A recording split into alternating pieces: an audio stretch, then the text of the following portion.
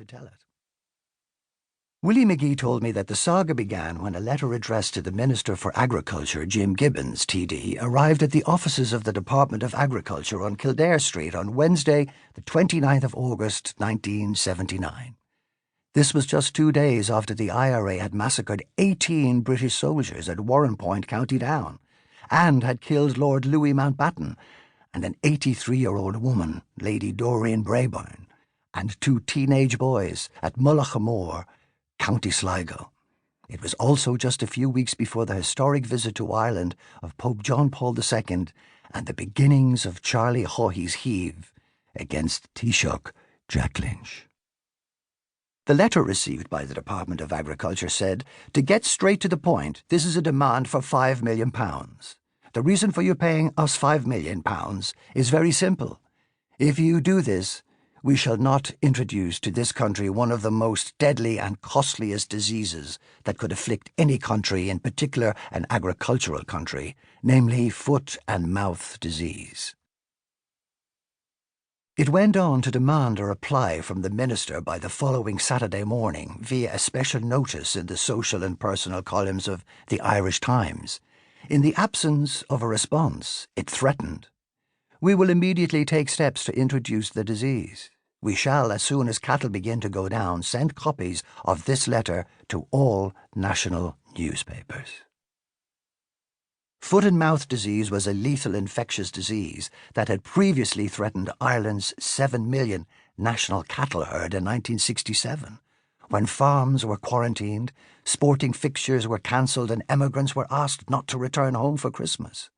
As a rookie Garda at that time, Willie McGee had been deployed on the border at Scottstown, County Monaghan, to stop unauthorised people crossing into the Republic.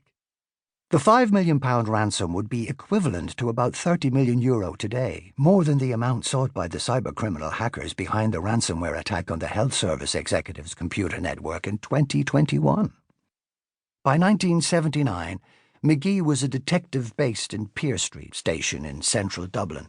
He was assigned to place the special notice in the Irish Times, and he became one of the Garda team that worked to trace the gang. A special telephone line was installed in the office of the department's Secretary-General, and the gang continued to issue demands and fresh instructions over the following 7 months, including a demand for a diplomatic passport and a doubling of the ransom to £10 million in multiple currencies. The drama didn't end until the second Saturday of March 1980, when, after a bizarre day of cat-and-mouse manoeuvres involving 6 unmarked Garda cars over several counties in south-east Leinster and Munster, the Gardaí held their nerve and the gang lost theirs.